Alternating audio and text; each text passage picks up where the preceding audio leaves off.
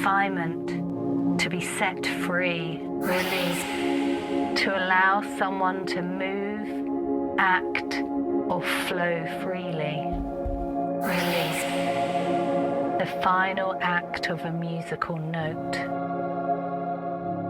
50 years have passed and another conflict is about to inflict untold damage on another young woman's life. Take a moment to walk in her footsteps and to listen to how music offered a moment of release. I had a lovely childhood. I went to music school. Throughout my schooling, I wanted to be a musician. I wanted to be a pianist, and so my whole life was kind of focused on that idea. At the time, I didn't have piano at home, so I had to practice at the school, at the music school. So I used to go there after my normal school every day to practice piano. And so my parents said, well, if you start secondary school, then we'll buy you a piano, because it was very expensive. I was 14, it was my birthday and everything kind of, It was perfect on that day, my piano arrived.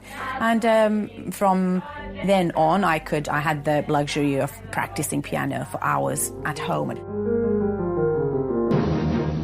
The Bosnian capital is again... Yugoslavia fell apart in 1990, and from then on, it started politically to be very unsettled.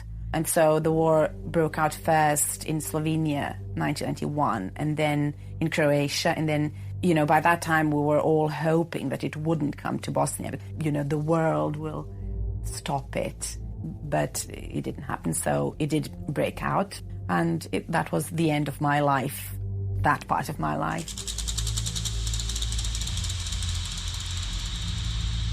Everybody who had any family in Croatia or in Serbia or anywhere outside of Bosnia tried to, leave. Soon after, my parents took me and my brother to Croatia, to our cousins. There, I started secondary school, again, music school. It was very hard for me because my parents left me there on my own. My first day in school in Rijeka, you're looking for where's your class, what's the classroom. I found this one girl, also a refugee, and she showed me where we were supposed to go, and everybody ran to sit down, and so we managed to get a chair, both of us. Some of the pupils remained standing because there weren't enough chairs, and then the teacher who said, I can see that we have so many refugees that our local students haven't got a place to sit. And so that was my first and last day in school, because I didn't feel ready and strong enough to fight that.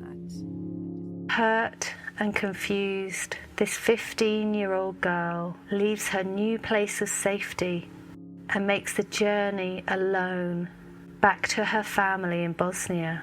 When she arrives on the doorstep, her parents are distraught, with tears streaming down their faces. They cannot hide their disappointment, for the place she called home is not safe. And so I managed to go back to Bosnia, and my parents, I didn't tell them because the phones weren't working. So when I just appeared on the door, they started crying. They were very dejected and disappointed that I've decided to come back. It was full-on war there. There were so many soldiers, everybody marching around with their guns, so many refugees from inside of Bosnia, in my hometown. Schools closed, gyms full of refugees sleeping on mattresses. Nothing is functioning properly. Everything is closed. It was just horrible, and then it struck me properly, like to leave, to go to school. The war was really at our doorstep, so we needed to go.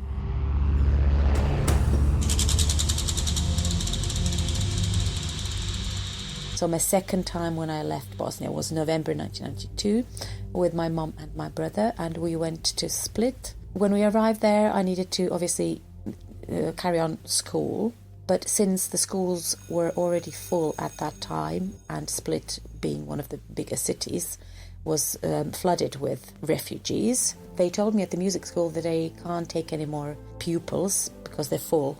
And that was the end of my professional music career or education as such at the time.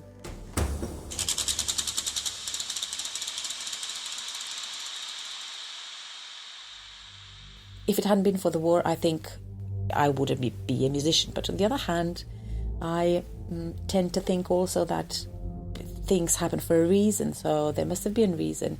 I do think that when I play nowadays, albeit hard, it does give me a sense of reconciliation and channeling of some emotion and letting them go and letting those bad feelings and bad memories in myself, but rather channeling them through music into the universe, but not as bad things, but rather as like converting them into something which is more positive and beautiful.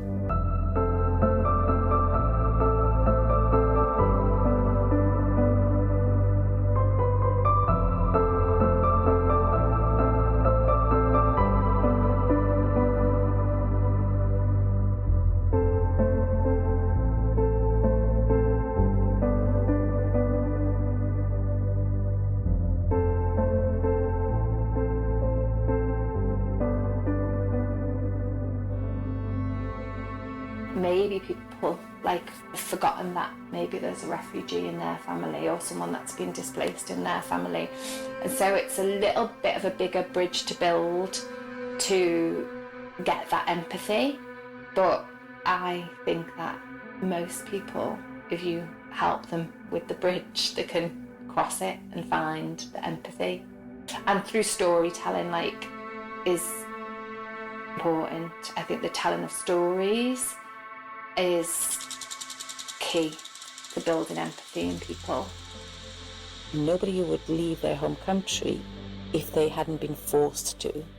And when they see how precarious their journey is, nobody would, take their small children to such a journey where they possibly won't survive. And we have to, as a society, we have to help them. We have to have that empathy and try to, understand, first of all, that they came or they left because they had to. And secondly, that at any given time, it can happen to any of us, I think. So, more empathy and more love and more understanding. It's easy to say somebody else should help them, but it's actually we who need to help them. So why don't we, if we can, in any way?